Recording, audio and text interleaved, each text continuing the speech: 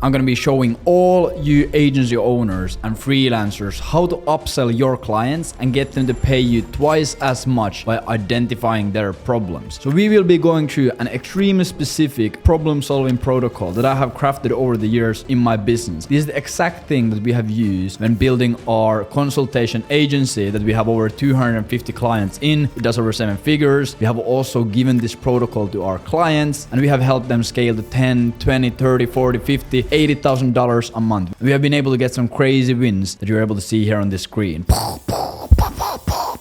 This presentation is going to be for you if you run a social media marketing agency, AI automation agency, or a lead generation agency and want to scale to $10,000 a month without having to take on low-paying clients that cause headaches and stress. To be honest, this protocol will let you scale way further, $20,000, $30,000, $40,000, $50,000 a month if used correctly. This is also for you if you want to provide tangible value to your clients and get paid for actually solving their problems instead of delivering useless services like chatbots or some random workflow automations that you see online. This is for you if you want to be the Willy Wonka of your industry, offering golden tickets of value that have clients dying for a tour of your factory. This is for you if you find yourself struggling to charge high prices for your services and always have to explain the value of your service to your prospects. This is for you if you see multiple problems in your client's business but don't have a clear and structured way to solve them. This is for you if you're experiencing high client turnover because you're not able to provide value that justifies long-term contracts or premium prices. This is for you if you're trading time for money in a way that is unsustainable, always hanging on the edge of burnout but too afraid to reject low-paying work. This is for you if you're frustrated by the inefficiencies of your process, knowing that there's a better way to do things but unsure of how to implement changes without causing chaos. This is for you if you're trouble differentiating your agency in a sea of similar service providers, making it hard to attract clients willing to pay premium prices for your expertise. And last but not least, this is for you if you're struggling to articulate the ROI of your service in a compelling way, making sales conversations longer and less effective than they could be. And this is also perfect for you if you have no idea what to offer, because you can just scale to $10,000 a month just by offering the thing that I share in this video. The main thing to understand is that there is no right way to do this. Identifying and solving problems is an extremely broad concept and there is no way in hell that I'm able to cover every single edge case in this presentation. That is why I'm going to be focusing more on the concept and examples so to get an idea of what it looks like for you and your niche. For each one of the problems, there are multiple solutions. Some of them work better, some of them faster, some of them are cheaper, and that's why adapting and testing is the key to building a library of successful models to solve each one of these problems. So how do we decide what problem we are going to start solving next? It all comes down to what is the highest leverage problem we can solve. So how do we identify the highest leverage problem to solve? First, we want to take into consideration the potential outcome from solving the problem. What is the most likely outcome from us solving it and how big of an impact it is going to have in the business? Second thing, we need to figure out the time necessary to spend on solving the problem. Some problems, of course, take a lot of time to solve successfully. For example, writing a sales letter can take 30 hours when at the same time creating a pre-call automation can take us 3 hours or 30 minutes if you have the right resources. And the last thing is resources needed to solve the problem. Some problems need way more resources than others. Examples of resources would be operational expenses on your side, operational expenses on your client side, engagement and time from your client to the process, or engagement and time from your side. So based on these metrics, we ideally want to first solve the problems that have a huge potential outcome, don't take a lot of time to solve, and don't need a lot of resources. There's always an opportunity cost on working on a problem, since you could spend the exact same effort solving another problem. Of course, in the beginning, you won't be perfectly efficient in this since you don't have the experience and edge cases necessary to know how long something takes to solve and what the outcome will be. The whole point of this is figuring out problems and providing solutions, because that makes crazy amount of money. But over time, you will be able to start recognizing quote-unquote low-hanging fruits in the businesses you work with. And these are really the things that have a huge impact and low effort. And for example, from personal experience, I know when I work with marketing service companies in the Nordics that some of the quick problems I can immediately fix are the lead flow problem, because I have ran so many lead gen campaigns to that niche that I know what we need to make it work. Pricing and positioning problems, I know from experience what works and what doesn't. 100%. And closing problems, I know most of the companies in the niche have a trash sales process, and because I have sold in that same niche, I already know a really good sales process to use, and I know how I can get them to close more. The only way you will be able to have that quote-unquote gut feeling is by going through multiple edge cases and experimenting in the niche. Another great example of this is doing cold email campaigns for clients. When you work on cracking outbound for a client, you're working on something that has a huge impact on multiple aspects of the business, so the potential outcome is huge. It can be time intensive, but when you have done it multiple times in the same niche, compared to the outcome, it's still an amazing return on your time. It doesn't take big investments or a lot of time and engagement from your client side. Also, solving the lead flow problem by cracking outbound sets you up to success on other channels, since to make cold email work, you need to figure out the exact pain points, marketing angles, and target audiences for your client's offer. So let's say you run a lead generation agency and you help a company and get their cold email working. You already know the niche, you know the messaging, you know everything about what makes it to work for them. So then you can start running Facebook ads, you can start running YouTube ads, you can start doing content, you can start doing outreach, because you already know the messaging and the target audience. And that's how you are able to get these low-hanging fruits really quickly. So if you know, for example, that their most profitable audience is a marketing managers in small to medium-sized IT companies in the US, and they're resonating most with an angle that talks about them saving on operational expenses, you can take this data and knowledge and use it to activate other channels or create other marketing materials, sales process resources, or tweak the whole positioning of the company. It works because you have already gone through the process of gathering the data and testing multiple markets and angles. So how do we identify what problems these companies are struggling with? So the first thing to understand is that this will also become way easier and simpler over time as you work more in your niche. You will start recognizing patterns in all of these companies and see things almost every company in your niche is struggling with. This is always specific to the exact niche you are in. Some markets are just more aware and more sophisticated, so their problems will look different than other markets. So examples from niches that I have been in, I have sold to gyms and CrossFit studios in Finland, and I know from working with over 30 gyms in Finland that 98% of them don't have a predictable way to get clients or memberships on any channel. I know that they are not experienced in digital marketing. I know that almost all of them are unfamiliar with the concepts of conversion-focused funnels. I know they don't actively try to convert their trials to paying customers. I know all of them have bad positioning on their marketing, and I know none of them have email marketing in place, or if they do, it's terrible. Or marketing agencies in the Nordics. I know that in 90% of the cases, they have a bad sales process, whereas a media buyer or senior team member attends the call and freestyles questions just to send a proposal to the prospect. I know that they position themselves exactly the same way than all other marketing companies in their market. Their sales process and marketing is focused heavily on the features of their offers and what they offer as a service, instead of selling the end results of using their feature. And I know that most of them rely on referrals, and the ones that send cold emails do it terribly from their root domain. Having this knowledge gathered from experience, I can talk to the company for 20 minutes and identify if they also have these problems, and I'll immediately know how to solve most of these things quickly and what the expected results are. The only way I'm able to do that is through experience and being involved in the niche for years. But of course, in the beginning, you won't have this gut feeling to rely on since you don't have the experience. In these cases, you want to take the audit approach. First, you map out all the relevant metrics and facts that can affect the revenue of a company in your niche. So for example, if you talk to a B2B marketing agency or IT company or SaaS company or startup company, whatever, you could first just go through a simple audit, figuring out, okay, how many discovery calls are booked a month? How many discovery calls are turning into demos and proposals? What is their closing rate? What is their average deal size? What is their lifetime value? Is a CRM being used? How many deals are coming through outbound? What is the show up rate on the discos? Then, when you have figured out exactly what metrics and facts are important, you make up a thesis on what those numbers should be on average for a company like your clients in the same niche. So let's say their closing rate is 10%, but you have seen other companies close at 20% that are in the same niche, selling the same product. You're like, okay, their closing rate is half what it should be. If you're not sure, you just make an assumption. Then you talk to your client and gather answers for their metrics. You can do this via email and Slack, but I would recommend doing it via call because you'll get better and more accurate answers for the questions. In some cases, you might have to talk to multiple people in the company to get the accurate information from the person responsible for the process in the business. After you have gathered your information, you can compare your client's metrics to the metrics you have mapped out on your thesis if something isn't up to the standard you think it should be. From that, you will pick out a part of the process that you start working on for the client based on how high leverage you think it is. And shortly on how to start selling these deals, you should just start by selling just one solution, and in most cases it should be lead gen, because it's the root of everything in the B2B business, to prove your capability, and then sell them the idea of solving other bottlenecks when trust has been built between be you and your client. So once again, like I mentioned, there is no right or wrong approach to solving problems for our clients. In a lot of cases, the unconventional and creative solutions can become the best ones. Because of this, it's hard for us to give you an exact template-edged way to solve problems X, Y, and Z. Each niche, company size, department, revenue range, and location has its own things that affect the equation. The thing I want you to take away from this presentation is the approach to solving the problem. So then when you have identified a problem for a client and you have gotten the thumbs up to solve it, this is the high-level protocol you're going to follow to solve the problem. First, you're going to do a diagnosis. Then you're going to set a measurable goal. You're going to develop an action plan. You're going to implement and execute the action plan. You're going to track and tweak, and you're going to review and document what's happening with it. First thing you'll have to do is diagnose the problem and identify the root cause of it. Review the whole process they have used that has led to the problem. In this part, you are creating your own thesis on what has led to this situation. You might be wrong, and that's all fine, since failure is also data, and data leads to the truth. Then, when you have identified and diagnosed the root cause, you're going to set a measurable goal to track if the problem has been solved or the process is to the standard you want it to be at. Define it clearly, make it specific, and make sure it is measurable. For example, at the end of Q4, we are booking 15 qualified discovery calls a month through cold email. Or in October, we will close 20% of the discovery calls into paying customers. Then, when you have set a measurable goal, we're going to go into developing an action plan. Now we know what we are solving and what's the end result we are going for. Now our goal is to create a strategic plan for achieving that result. Again, if you haven't done it before, there are going to be assumptions involved, which of course has the possibility every time you are assuming you might be wrong. You might go through the roadmap perfectly and still not hit the goal. And this is completely fine, since most likely you will be still closer to the goal than previously. Or even if you aren't, you will gain extremely valuable insights and experience for the future that will let you solve this problem faster. Thomas Edison said, "I have not failed, but I have found 1,000 ways to not make a light bulb." That is really the growth mindset that you need to have when doing these things. Otherwise, you're just gonna crumble like a cookie. What would an action plan like this look like? And here is an example action plan to solving the problem of having a low closing rate. So maybe you work with a client and you do them B2B legion and you're getting them a bunch of calls,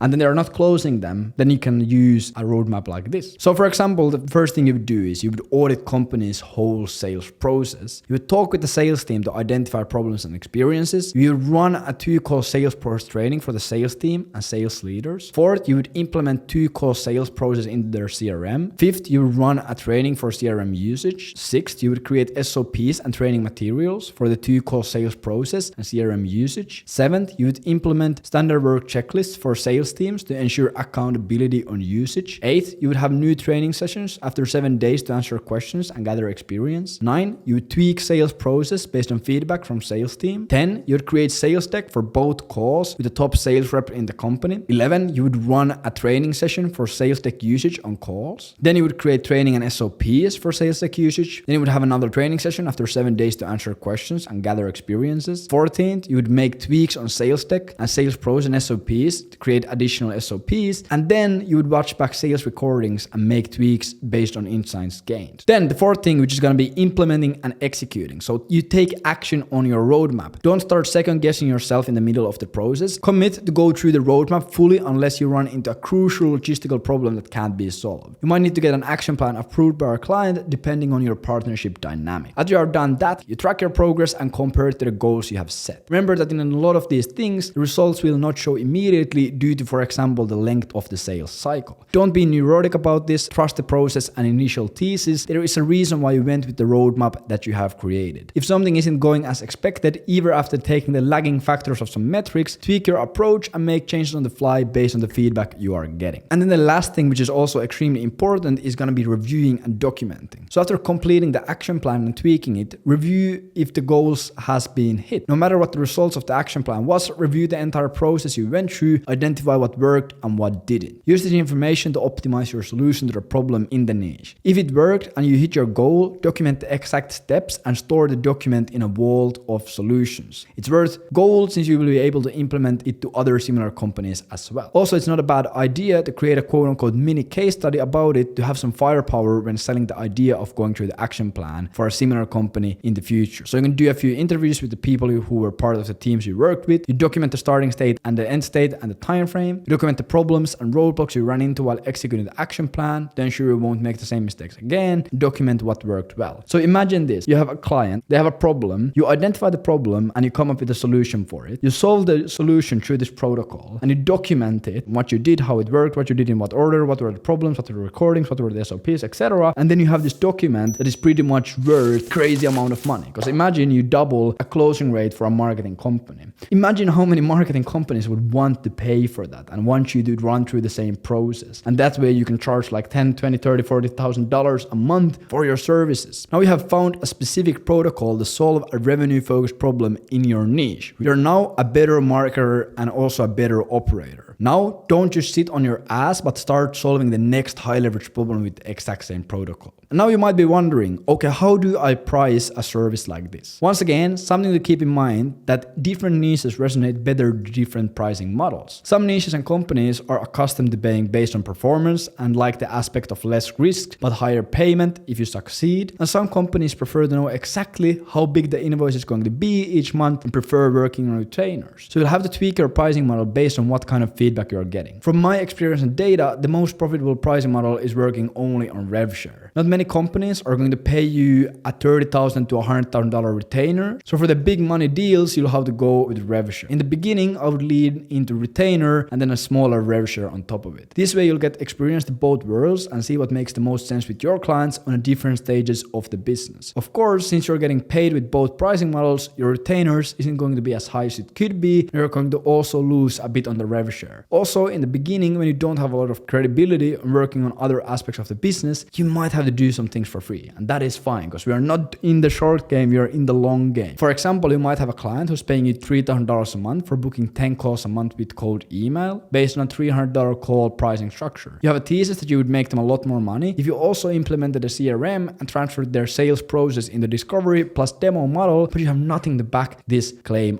up with. In this case, you can pitch them that you'll do it for free, and if you hit the goal of XYZ, you'll transition from $300 per call model to $3,000 a month plus 10% rev share structure and keep working with the same problem solving protocol to solve other problems for them. This way you can just focus on making more money to them, and you'll know that the rev share is going to take care of the payment without you having to renegotiate the deal every month. Also, in the beginning, you might feel scared to charge higher prices because you think that nobody's going to pay me $5,000 a month and 10% revenue I generate for them, but that is 100% a mental block in your head. There are consulting companies charging $7 million for transferring a geese nest from a park to another park safely. So if you make someone more money, they will 100% pay you accordingly if you have the guts to ask for it. Remember, you only need 3 to 5 of these clients to make all the money you need to live your dream life. If someone told me 12 months ago that I could charge $3,000 for 60 minutes of my time to talk about sales letters, I would have never believed it. But if the 60-minute call helps them make an extra $50,000 on a launch that they wouldn't have otherwise made, it's a pretty sweet deal for both parties. So when thinking about pricing, remember that price is always subjective. No one can say your price is too high or too low. You decide it. If you make someone more money, they will pay you more. If you don't ask, you will never get. Retainer plus rev share is the safest and most profitable pricing model in the beginning. You can always go for a lower price if the first price has friction, but it's really hard to go for a higher price if you're already given them a lower price deal. And if you can logically justify the investment based on numbers and the best possible and worst case scenario, the close is going to be extremely easy. If you are interested in building a B2B lead generation agency to $10,000 a month in the next 92 days by providing tangible value to the market through protocols like this, book a call with me or my team at agentvelocity.io. We will help you scale a B2B lead generation agency from $0 to $10, $20, $30, $40, $50,000 a month by personally consulting and working with you. This is not going to be a course. This is going to be a consulting engagement between you and our team. We have helped a bunch of people get crazy results, $10, $20, $30, $40, $50,000 a month. I hope you enjoyed the video. If you did, please drop me a like. And I also hope that you subscribe to the channel because that boosts my ego and I love it. Take care.